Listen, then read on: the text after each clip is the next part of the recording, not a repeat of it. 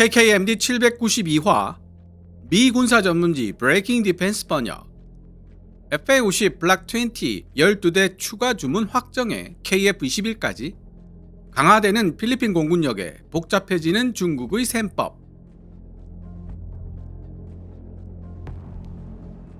이번 FA-50 추가 구매는 냉전 이후 공군 역량의 쇠퇴를 불러왔던 과거 필리핀 정부의 국방정책에 큰 변화가 생겼음을 알리는 신호탄인 동시에 중국에게 있어서는 중대한 정책 실패를 의미한다.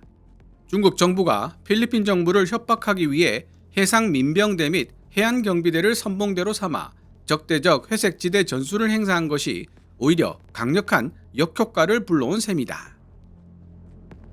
호주 국립대학교 워싱턴 사무소 책임자이자 중국 국방 전문가인 존 블랙슬랜드가 브레이킹 디펜스와의 이메일 인터뷰를 통해 지적한 내용입니다.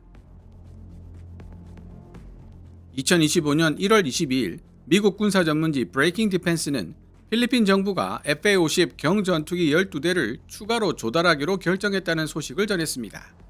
12대로 약 1조 원 규모인 이번 FA-50 조달은 여러 면에서 매우 중요한 계약이 될 것으로 브레이킹 디펜스는 분석하고 있습니다. 필리핀이 새로이 조달하게 될 12대의 FA-50이 어떤 사양인지에 대해서 브레이킹 디펜스는 언급하지 않고 있는데요. 다른 해외 군사 매체 아시아 퍼시픽 디펜스 저널과 항공만능론 GF는 필리핀이 조달하게 될 새로운 FA-50은 블락 20 사양이 될 것이라 보도하고 있습니다. 특히 아시아 퍼시픽 디펜스 저널은 필리핀 군사 매체 맥스 디펜스를 인용해 필리핀 공군이 기존에 보유하고 있던 FA-50을 업그레이드 시킬 계획도 가지고 있다고 보도하고 있는데요.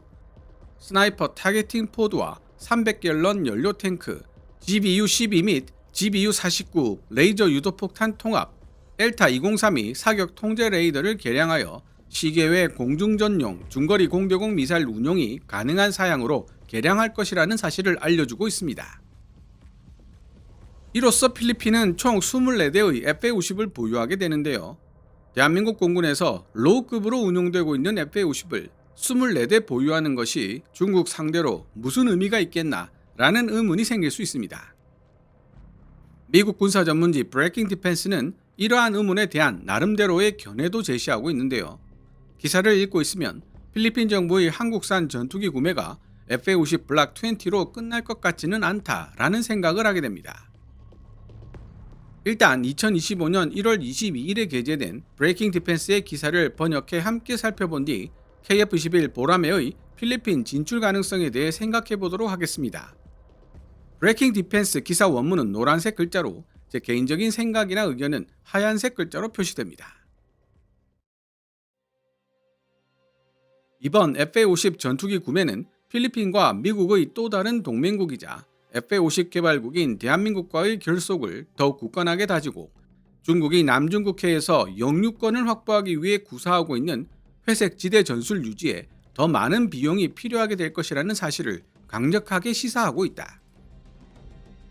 필리핀 정부는 대한민국으로부터 FA-50 경전투기 12대를 추가로 더 구매하여 자국 공군이 보유한 FA-50 경전투기 규모를 2배로 늘리기로 결정한 것으로 전해지고 있다.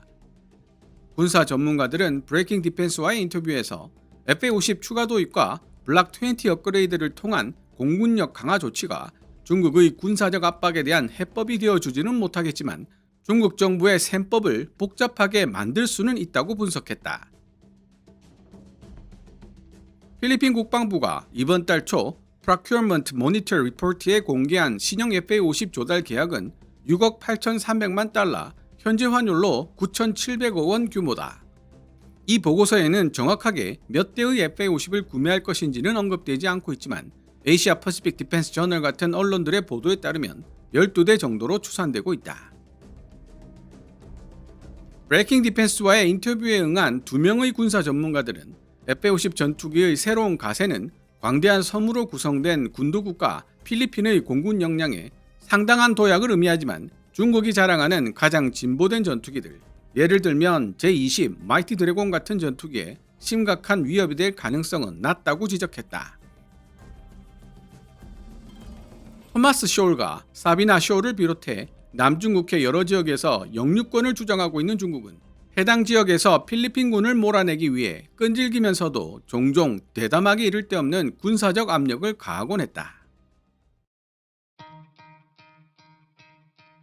2014년 필리핀 정부가 4억 2천만 달러 규모로 FA-50 전투기를 구매한 데 이어 대한민국 항공우주기업 카이로부터 FA-50 전투기를 추가로 조달하기로 결정한 것은 미국의 또 다른 동맹국이자 FA-50 개발국인 대한민국과의 결속을 더욱 굳건하게 다지고 중국이 남중국해에서 구사하고 있는 군사적 협박 전술을 계속 유지하고자 한다면 지금보다 더 많은 비용을 치르게 될 것이라는 사실을 부각시키고 있다. 이번 FA-50 추가 구매는 냉전 이후 공군 역량의 쇠퇴를 불러왔던 과거 필리핀 정부의 국방정책에 큰 변화가 생겼음을 알리는 신호탄인 동시에 중국에게 있어서는 중대한 정책 실패를 의미한다.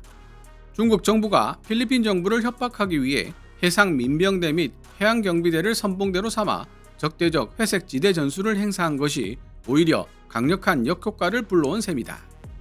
호주 국립대학교 워싱턴 사무소 책임자이자 중국 전문가인 존 블랙슬랜드는 브레이킹 디펜스에 보낸 이메일을 통해 설명했다. 블랙슬랜드는 과거 필리핀이 중국에 양보하는 태도를 보였음에도 불구하고 지속적으로 이어진 중국의 남중국해 영유권 주장은 필리핀의 반발을 불러왔고 필리핀으로 하여금 자신과 비슷한 생각을 하고 있는 다른 세력들, 이를테면 한국뿐만 아니라 일본, 호주를 포함한 다른 미국 동맹국들, 그리고 미국 자체와 더욱 긴밀히 협력해야겠다는 결의를 하게 만들었다고 말했다. 블랙슬랜드는 다음과 같이 덧붙였다. 필리핀과 한국 사이의 협력이 확대된 것은 의미 있는 일이다. 하지만 이번 조치에 너무 많은 의미를 부여하는 것은 삼가야 할 것으로 보인다. 현재 한국은 전례 없는 정치적 격변을 겪고 있으며 그 결과 한국의 외교 및 국방정책 우선순위에 상당한 변화를 가져올 수 있기 때문이다. 호주 전략정책연구소에서 국방 분야 중국 전문가로 활약하고 있는 말콤 데이비스는 브레이킹 디펜스와의 인터뷰에서 FA-50의 전투력에 대해 상당히 유능한 경량 전투기이며 잘 훈련된 조종사가 탑승한다면 중국 인민해방군 공군의 구형 전투기나 해상 초계기, 공중 조기경보 플랫폼 같은 전투 지원 자산에 강력한 도전이 될 수 있을 것이라고 분석했다. 그러나 중국판 수호이 30이라고 할 수 있는 J-16이나 5세대 전투기 J-20, J-35 같은 첨단 중국 전투기들과 전투를 벌이는 것은 문제가 될 수 있다. 현재 FA-50은 근접전용 단거리 공대공 미사일만 장착하고 있기 때문에 중국 전투기들은 먼저 보고, 먼저 쏘고, 먼저 격추할 수 있는 이점을 가지고 있다. 향후 FA-50이 능동 전자주사 배열 A4 레이더와 시계외 공중전을 위한 중장거리 공대공 미사일로 업그레이드 된다면 중국 전투기들과의 전투력 격차는 어느 정도 좁혀질 것이라고 말콤 데이비스는 이메일을 통해 설명하고 있다. 이 모든 것들은 더 큰 의문을 제기한다. 유엔 재판소에서 정당한 권한이 없다고 판결한 남중국해 해역에 대한 중국의 지속적인 영유권 주장이 앞으로 그 강도가 약해지거나 아니면 주장 자체가 중단될 가능성은 없을까? 중국은 FA-50 경전투기 구매가 남중국해에서 자국의 이익을 방어하려는 필리핀의 정책에 어떤 영향을 미치게 될 것인지 면밀히 지켜볼 것이라고 블랙슬랜드는 말했다. FA-50 경전투기를 실전 배치한 후 파일럿을 훈련시키는 등 실제 사용할 준비가 되기까지는 일정 시간이 걸리기 때문에 중국이 알고 싶어하는 FA-50 추가 구매 효과가 외부에 알려지기까지는 최소 몇 년의 시간이 필요할 것이다. 하지만 말콤 데이비스는 오랫동안 이 지역에서 가장 약한 공군 중 하나가 바로 필리핀 공군이었기 때문에 이번 구매가 특히 중요한 의미를 가진다고 생각한다. 현재 필리핀 공군의 전투력은 1942년 태평양 전쟁 당시 자국을 방어했던 수준보다 낮을 정도다. 따라서 FA-50 경전투기 추가 도입은 필리핀 공군 역량에 있어 상당한 도약이 되겠지만 워낙 열악한 기반에서부터 시작하기 때문에 중국은 이번 구매에 크게 위축되지는 않을 것으로 보인다고 말했다. 말콤 데이비스는 또한 필리핀 공군이 또 다른 FA-50 비행대를 추가로 확보했다는 사실 하나만으로 중국 인민해방군 공군이 작전 태세를 크게 바꿀 것이라고는 생각하지 않는다는 의견을 피력했다. 그는 중국 공군이 J-10AB, J-11 또는 수호이 30 같은 구형 전투기들의 일부를 새로운 플랫폼으로 교체하기 위해 전환 배치할 수는 있겠지만 전반적인 준비 태세 및 전력 태세는 그대로 유지될 것이라고 이메일을 통해 전했다. 지금까지 미국의 군사 전문지 브레이킹 디펜스가 2025년 1월 22일에 게재한 기사를 번역해 보았습니다. 호주 전략정책연구소 말콤 데이비스의 FA-50은 상당히 유능한 경량 전투기이며 잘 훈련된 조종사가 탑승한다면 중국 인민해방군 공군의 구형 전투기나 해상 초계기, 공중 조기 경보 플랫폼 같은 전투 지원 자산에 강력한 도전이 될 수 있겠지만 J-16이나 J-20, J-35 같은 첨단 중국 전투기들과의 전투를 벌이는 것은 문제가 될 수 있다는 분석을 곱씹어 볼 필요가 있습니다. 남중국해에서 영유권을 주장하기 위해 일종의 군사적 협박이라고 할 수 있는 회색지대 전술을 사용하고 있는 중국. 하지만 회색지대 전술은 전면전을 유발할 수 있는 명백한 도발로 인식되어서는 안 된다는 한계도 동시에 지니고 있습니다. 중국이 회색지대 전술에 동원하고 있는 수단이 주로 해상 민병대나 해안 경비대에 한정되고 있는 이유죠. 따라서 블락 20로 개량된 FA-50 24대라면 로우급 전투기임에도 불구하고 중국의 회색지대 전술에 충분히 대응할 수 있을 것이라 추론할 수 있습니다. 그러나 중국의 주력 전투기라고 할 수 있는 J-10C나 J-16 그리고 5세대 전투기로 분류되는 J-20까지 상대하기에는 역부족이라는 사실을 필리핀 정부도 명확하게 파악하고 있을 것이 분명합니다. 이러한 상황에서 필리핀 정부가 FA-50 12대를 추가로 주문했다는 사실은 많은 것들을 시사해 줍니다. 첫째, FA-50을 10년 가까이 운용해 본 경험이 있는 필리핀 정부가 추가 주문을 승인한 것은 그만큼 만족도가 높았기 때문일 것이라는 추론이 가능합니다. 둘째, 항공 순찰이나 회색지대 전술에 수시로 투입할 수 있는 로우급 FA-50을 24대나 보유하게 된 필리핀 공군이 다음으로 고려할 전력은 중국의 하이급 전투기들을 상대할 수 있는 능력을 지녀야 할 것이라는 사실도 추론할 수 있습니다. 현재 필리핀 공군이 추진 중인 다목적 전투기 MRF 도입 사업에 참여하고 있는 기종은 스웨덴 사브의 그리펜, 미국 로키드 마틴의 F-16이며 최근 들어 한국 항공우주산업 카이의 KF-21 보람에도 종종 언급되고 있는 상황입니다. 2024년 9월 9일 업로드된 KKMD 744마, KF-21 블락 1 10대에 FA-50 블락 20 12대를 세트로 태도 바꾼 필리핀 네티즌들 그리펜 이제 필요 없어 편을 통해 이미 설명드린 적이 있는데요.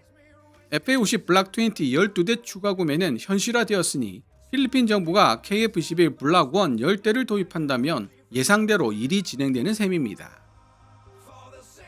스웨덴 사브는 최신 개량형 그리펜 EF를 필리핀에 판매하고 싶어 하지만 결정적으로 가격이 너무 비싸졌다는 단점이 있습니다.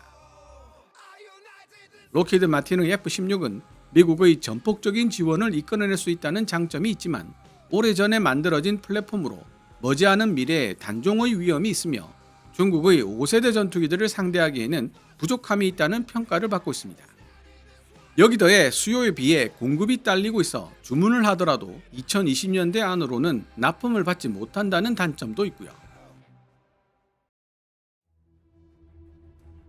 그에 비해 카이 KF-21 보람에는 스텔시한 설계를 지닌 4.75세대 전투기로 평가받고 있으며 향후 다양한 업그레이드 사업이 예정되어 있기에 중국 5세대 전투기들과의 성능 격차를 최소로 줄일 수 있는 플랫폼이라고 볼 수 있습니다. 여기 더해 사거리 200km, 넓은 회피 불능 지역 NEG로 세계 최강의 공대공 미사일로 찬사를 받고 있는 미티어를 4발 장착하고 있을 뿐만 아니라 사거리 500km의 타우러스 혹은 천룡 장거리 공대지 순항 미사일이 탑재되고 중국 함대에겐 악몽 같은 존재가 될 수밖에 없는 초음속 공대함 미사일도 올해 2025년부터 테스트됩니다. 한 가지 덧붙이자면 FA-50 블락 20에도 사거리 500km의 장거리 공대지 순항 미사일 KPD-350K2와 초음속 공대함 공대지 미사일이 통합될 예정이고요. 섬나라 인도네시아의 요구를 받아들여 넓은 전투행동 반경을 지니고 있다는 점도 KF-21 보라매가 지닌 장점이라고 할 수 있습니다. 이렇게 KF-21 보라매는 가격과 성능 면에서 군계 일학으로 눈에 띄는 존재지만 신뢰성이 검증되지 못했다는 사실이 발목을 잡을 수 있습니다. 그러나 필리핀은 KF-21 보라매를 개발한 카이가 생산하는 FA-50에 대단히 만족하고 있고 심지어 추가 구매까지 한 상황입니다. KF-21 보라매 블락 1은 1,000회에 이르는 시험 비행 과정에서 단 한 번의 큰 사고도 없이 현재 양산 과정에 이르고 있어 곧 대한민국 공군에 실전 배치될 예정입니다. 다소 섣부른 판단일 수 있지만 정치 경제적 변수만 없다면 KF-21 보라매를 최초로 수출하는 국가가 필리핀이 될 수도 있겠다는 생각이 듭니다. 여러분의 생각은 어떻습니까? 오늘 KKMD에서 준비한 내용은 여기까지입니다. 방송되었던 내용들은 KKMD 공식 블로그에서도 만나보실 수 있으니 구글이나 네이버 검색창에서 KKMD를 검색해 보시기 바랍니다. KKMD는 여러분들께서 챙겨봐 주시는 광고 수익으로 운영되고 있습니다만 영상 제작을 직접 지원하고 싶다면 농협 9481216701호로 후원해 주셔도 됩니다. 지금까지 시청해 주셔서 감사합니다. 케빈즈 밀리터리 채널 KKMD